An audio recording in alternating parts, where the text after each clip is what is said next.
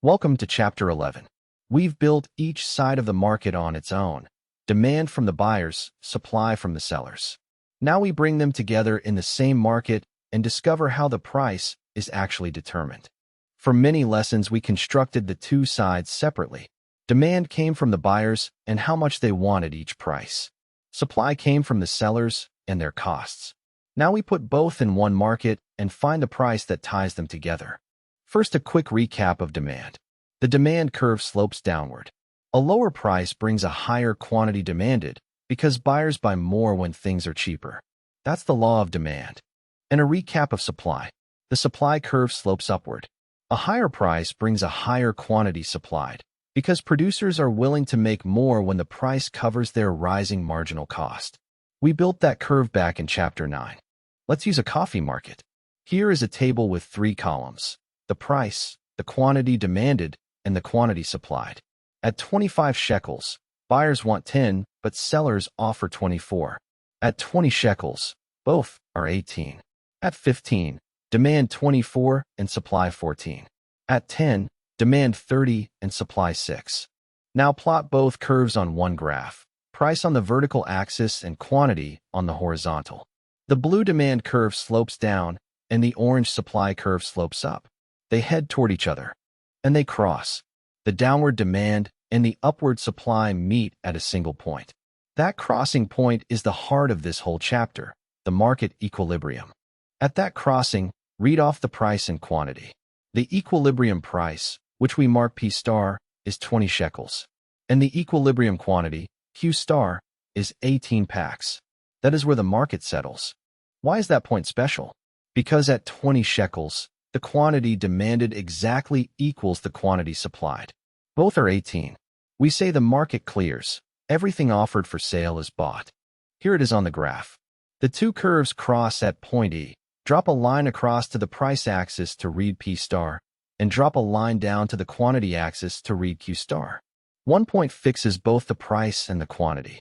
So what does equilibrium actually mean? It means a state with no tendency to change. At the equilibrium price, there's no force pushing the price up and no force pushing it down. Left alone, the market stays there. At this price, everyone is satisfied in a precise sense. Every buyer willing to pay 20 shekels gets their coffee, and every seller willing to sell at 20 shekels finds a buyer. Nobody is left frustrated, wanting to trade but unable to. Look back at the table to confirm it. At 20 shekels, the demand column reads 18 and the supply column also reads 18. That single row, where the two are equal, is the equilibrium. No other row has them matching. But why this price and not some other?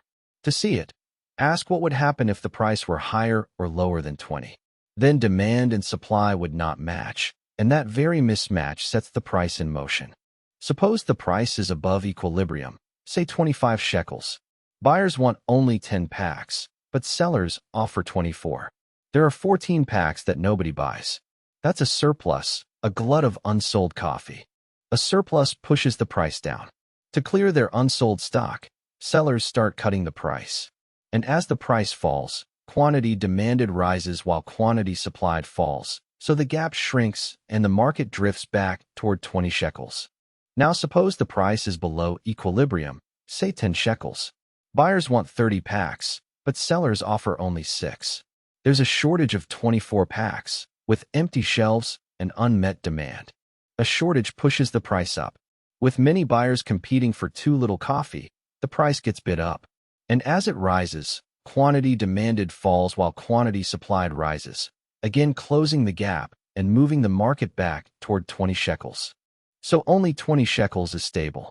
Above it, a surplus drags the price down. Below it, a shortage pushes the price up. Only at 20 shekels is there no pressure in either direction. That's what makes it the equilibrium. That is what we mean when we say the market clears. At equilibrium, the quantity bought equals the quantity sold, with nothing left unsold and nothing left wanting. Supply and demand are perfectly balanced. Notice the quiet power of the price here. A single number coordinates thousands of buyers and sellers who never meet and never coordinate directly. It rises when the good is scarce and falls when it's abundant, steering everyone's decisions. And remarkably, no one sets that price. There's no committee deciding that coffee should cost 20 shekels. The equilibrium price emerges from the independent choices of all the buyers and all the sellers acting together. This is Adam Smith's famous invisible hand. Self-interested buyers chasing value and self-interested sellers chasing profit are led, as if by an invisible hand, to a price that clears the market and lets mutually beneficial trade happen. Let's do a few work checks. At a price of 20 shekels, quantity demanded is 18 and quantity supplied is 18. They're equal, so the market is in equilibrium. The check passes. At a price of 25 shekels, quantity demanded is 10 and quantity supplied is 24. That's a surplus of 14 packs. With unsold coffee piling up, the price will fall. At a price of 10 shekels, quantity demanded is 30 and quantity supplied is only 6. That's a shortage of 24 packs. With buyers scrambling for scarce coffee, the price will rise. Notice too that there's only one equilibrium. A downward sloping demand curve and an upward sloping supply curve cross at exactly one point. So the market has a single equilibrium price and a single equilibrium quantity. We can also measure the value traded at equilibrium. At a price of 20 shekels and a quantity of 18 packs, the total value changing hands is 20 times 18, which is 360 shekels. And both sides win. Buyers get coffee they value at a price they're willing to pay, while sellers cover their costs and sell everything they produce. That mutual gain is exactly why trade takes place at all. Let's restate the logic in brief. Above the equilibrium price, a surplus appears and the price falls. Below it, a shortage appears and the price rises. And at the equilibrium price, quantity demanded equals quantity supplied, so there's no pressure either way. Let's summarize. Equilibrium is the point where the demand and supply curves cross. There, quantity demanded equals quantity supplied, and the market clears. For our coffee market, the equilibrium price is 20 shekels, and the equilibrium quantity is 18 packs. And whenever the price strays, surpluses and shortages push it right back. The one line to remember. Equilibrium is the price where quantity demanded equals quantity supplied, and the market clears. We've glimpsed surpluses and shortages already. In the next lesson, we look more closely at how the market actually corrects them, step by step, when it's knocked out of balance. That's lesson 11.2. For now, hold 3 facts. A surplus drives the price down. A shortage drives the price up. And the market comes to rest at P star, where the two sides balance. This is the foundation for everything ahead. Every market you'll ever analyze begins right here. 2 curves, 1 crossing, and a single price that clears the market. And keep this in mind for what's coming. When something changes, like income, costs, or tastes, one of the curves shifts, and the equilibrium itself moves to a new price and quantity.